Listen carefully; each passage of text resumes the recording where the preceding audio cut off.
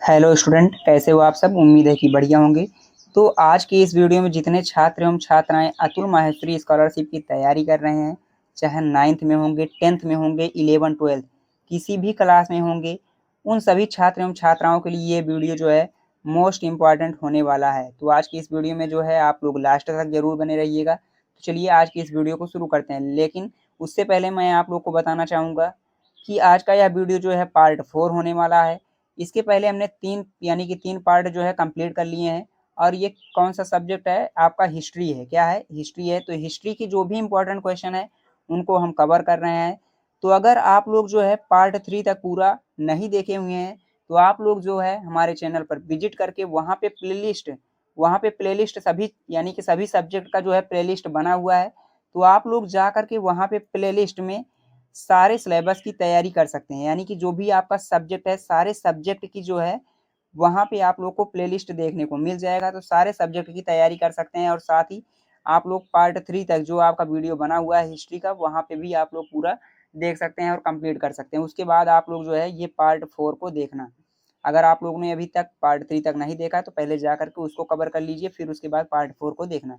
तो चलिए आज के इस वीडियो में जितने भी क्वेश्चन बचे हुए हैं उसको कवर कर लेते हैं। तो यहाँ पे मैं आप लोग को बता दूं कि पार्ट 3 तक जो है यानी कि 120 क्वेश्चनों को हमने देख लिया है। तो इसके आगे के क्वेश्चन को देखेंगे 121 से। तो चलिए देखते हैं कि आज का जो क्वेश्चन है पहला क्या है। तो 121 नंबर का क्वेश्चन है, निम्न में से कौन पाइक विद्रोह से संबंधित थे। आप लोग को बताना है कि निम्न में से कौन पाइक विद्रोह से संबंधित थे। तो अगर आप लोग को इसका आंसर पता है तो आप लोग जो है कमेंट करके बताते चलना।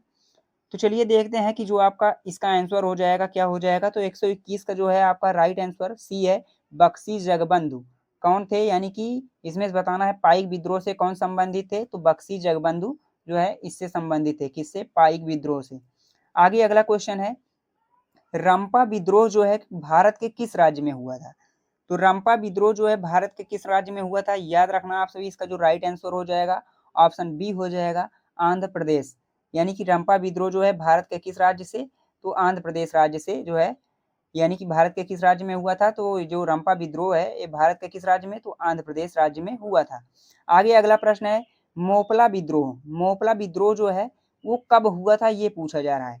तो मोपला विद्रोह याद रखना आप सभी, ये जो है वर्ष 1921 में हुआ था। कब हुआ था? वर्ष 1921 में। यानी कि मोपला विद्रोह जो है वर्ष 1921 में हुआ था। कब हुआ था? वर्ष 1921 में। चलिए आगे बढ़ते हैं। अगला क्वेश्चन है आपका यहाँ पे, अगला क्वेश्चन है 124 नंबर का।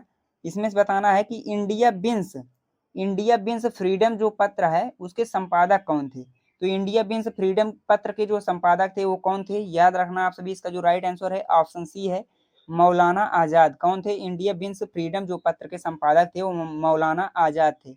आगे अगला प्रश्न है, इंडियन मिरर पत्र के संपादक थे। तो इंडियन मिरर पत्र के संपादक कौन थे? तो इसका जो राइट आंसर हो जाएगा ऑप्शन ए हो जाएगा, देवेंद्र नाथ टैगोर।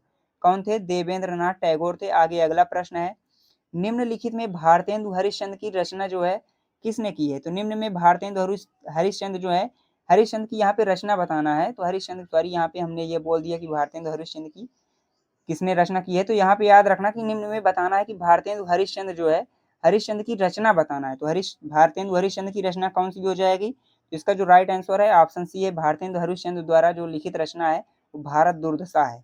आगे अगला प्रश्न है, संवाद कौमुदी के लेखक थे। तो संवाद कौमुदी के लेखक कौन थे। तो इसका जो राइट आंसर हो जाएगा ऑप्शन ए हो जाएगा, राजा राम मोहन राय। आगे अगला प्रश्न है, हरिजन पत्रिका के संपादक यानी कि लेखक बताना है। तो इसका जो राइट आंसर हो जाएगा आपका ऑप्शन ए हो जाएगा, महात्मा गांधी। आगे अगला प्रश्न है, नील दर्पण के लेखक थे। तो नील दर्पण के लेखक कौन थे। तो याद रखना इसका जो राइट आंसर है ऑप्शन सी है, दीन बंधु मित्र। तो नील दर्पण के जो लेखक हो जाएंगे कौन हो जाएंगे, दीन बंधु मित्र हो जाएंगे। आगे अगला प्रश्न है, दादा भाई नौरोजी द्वारा संपादित पत्र है। तो दादा भाई नौरोजी द्वारा संपादित पत्र कौन सा था। तो इसका जो राइट आंसर है ऑप्शन ए है, रफ्त गुफ्तार। आगे अगला प्रश्न है, स्वराज हमारा जन्मसिद्ध अधिकार है किसके द्वारा कहा गया। तो किसके द्वारा कहा गया था। इसका जो राइट आंसर हो जाएगा ऑप्शन बी हो जाएगा, बाल गंगाधर तिलक।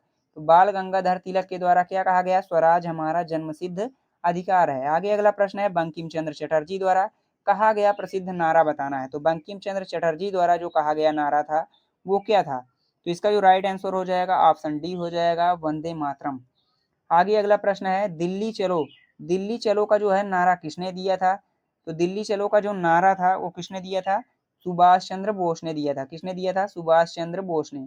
आगे बढ़ते हैं, आगे अगला प्रश्न है, इंकलाब जिंदाबाद का नारा किसने दिया? तो इंकलाब जिंदाबाद का जो नारा है किसने दिया था? तो इसका जो राइट आंसर हो जाएगा, आप लोग को पहले से ही पता होगा, तो भगत सिंह। भगत सिंह ने जो है इसका नारा दिया था, किसका? इंकलाब जिंदाबाद का नारा।